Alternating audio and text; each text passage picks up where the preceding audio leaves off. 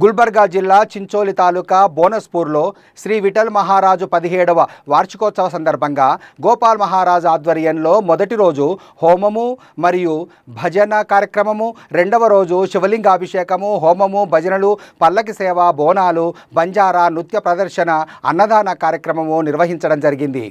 ఈ ఆధ్యాత్మిక కార్యక్రమానికి తెలంగాణ, కర్ణాటక, మహారాష్ట్ర నుంచి వేలాది మంది భక్తులు పాల్గొన్నారు. Welcome to 69 TV. నేను మీ హనుమంతు. ఈ రోజు అయితే మన చించోలి నియోజకవర్గం బోనస్పూర్ గ్రామానికి అయితే ఇచ్చేసాం. విఠల్ మహారాజ్ యొక్క 17వ వార్షికోత్సవం నిర్వహిస్తున్నారు.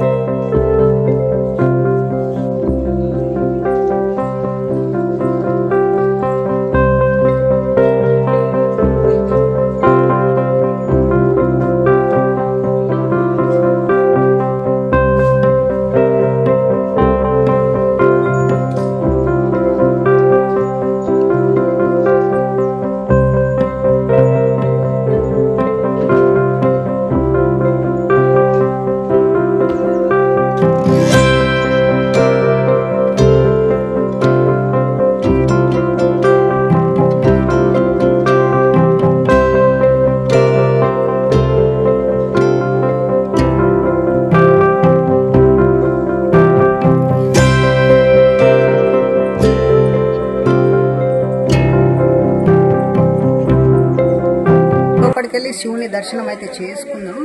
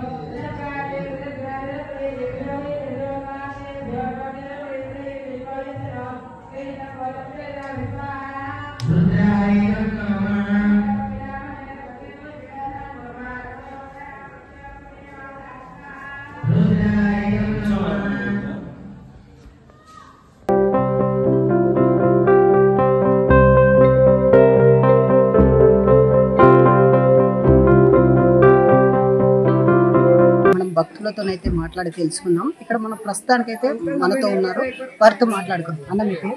సీను. ఇక్కడ మనకు ఎన్ని సంవత్సరాల నుండి నిర్వహిస్తున్నారు? ఈ 17 సంవత్సరాలు. 17 సంవత్సరాలు. అంటే ఎలా నిర్వహిస్తారు? శివుని గుడి పూజ. ఇప్పుడు మనం చూసుకున్నట్లయితే మార్నింగ్ నుండి ఏమేమి కార్యక్రమాలు? భజన ఉంటుంది రాత్రి, ఇప్పుడు హోమం ఉంటుంది పొద్దున, అభిషేకం. ఎంతమంది భక్తులు వస్తారు? 1000 నిజాలు ఉంటుంది. అంటే నిత్యం పూజలు జరుగుతాయి. మనకు చూసుకున్నట్లయితే ఎక్కడెక్కడ నుండి భక్తులు వస్తారు ఇక్కడ? భక్తులు మహారాష్ట్ర, తెలంగాణ, కర్ణాటక. అంటే మన చూసుకున్నట్లయితే వారం వస్తారా? వారం వస్తారు. ఎలా అనిపిస్తుంది మీకు? మంచిగా అనిపిస్తుంది, చాలా మంచిగా. అయితే డెకరేషన్ చేస్తారు, ఇక్కడ చేస్తున్నారు, అంటే సేవ చేస్తున్నారు. వారితో అయితే మనం మాట్లాడదాం. ఇప్పుడు మనం చూసుకుంటున్నాం కదా, దేవుని కోసం అయితే సేవ చేస్తారు. ఎలా అనిపిస్తుంది? వాళ్ళతో మాట్లాడాలి. అక్క మీ పేరు? నా పేరు సంతోష. నేను విఠల్ మహారాజ్ దగ్గర కాబట్టి 12 సంవత్సరాలు అవుతుంది. ఎలా అనిపిస్తుంది మీకు? చాలా బాగుంది. అంటే మీరు వచ్చినప్పుడు ఏ బాధలు వచ్చాయి? చాలా కష్టంలో వచ్చిన నేను. నా బాధ ఏ ఆడపిల్లకు కూడా రావద్దు, చెప్పకూడదు కూడా. కానీ నాకు చాలా బాగా జరిగింది. అందుకే నా సంతోషంతో సేవ చేస్తున్నాను. అయితే నేను చూస్తున్నాను 2-3 సంవత్సరాల నుండి అయితే మీరు కనిపిస్తున్నారు. అంటే 12 సంవత్సరాల నుండి వస్తున్నారు కదా, మీకు సంవత్సరానికి ఎలా అనిపిస్తుంది ఇక్కడ? చాలా తేడా ఉంటుంది. నమ్ముకున్న వాళ్ళకు నమ్ముకున్నంత, మనం మంచి మనసుతో నమ్ముకుంటే అంతా మంచిగా జరుగుతుంది. ఏ స్వార్థం లేకుండా నమ్మినా కాబట్టి నాకు అంతా బాగుంది. నాతో తరపు 100 మందిని తీసుకొచ్చిన, కానీ వాళ్ళకు కూడా చాలా బాగుంది. వాళ్ళు కూడా నమ్మి స్వామిని కొలుచుకుంటున్నారు. మనం ఉదయం నుండి చూసుకున్నట్లయితే ఇప్పుడు 17వ వార్షికోత్సవం సందర్భంగా ఏ కార్యక్రమాలు నిర్వహించారు? అభిషేకం, రుద్రాభిషేకం, అన్నదానం, హోమం. అయితే మళ్ళీ రేపు ఉంటాయి కదా, రేపు ఏ కార్యక్రమాలు ఉండొచ్చు? ఈరోజు సాయంత్రం ఏముంది కార్యక్రమం? సాయంత్రం భజన కార్యక్రమం ఉంటుంది, అన్నదాన సేవ ఉంటుంది. రేపు పొద్దున రుద్రాభిషేకాలు ఉంటాయి, నైట్ అంతా భజనలు ఉంటాయి. మళ్ళీ దాని తర్వాత హోమం ఉంటుంది, స్వామివారి పల్లకి ఉంటుంది.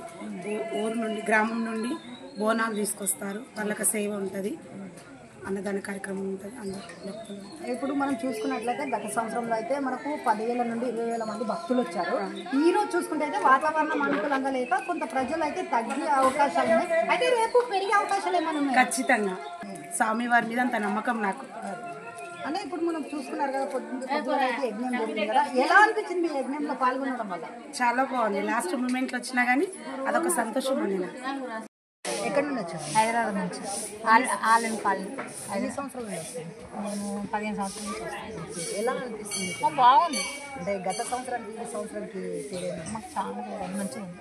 డెవలపింగ్ కదా, డెవలప్మెంట్ బాగుంది. ఇప్పుడు ఇక్కడ మనం చూసుకున్నట్లయితే వసతులు ఎలా ఉన్నాయి? వసతి కూడా మంచిగానే ఉంది.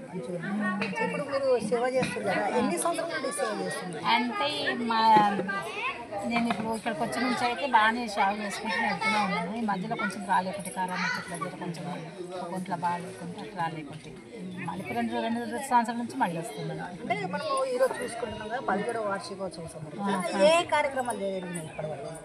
ఇవరకైతే యజ్ఞాలు జరిగినాయి, భజనలు జరిగినాయి, డ్యాన్సులు జరిగినాయి.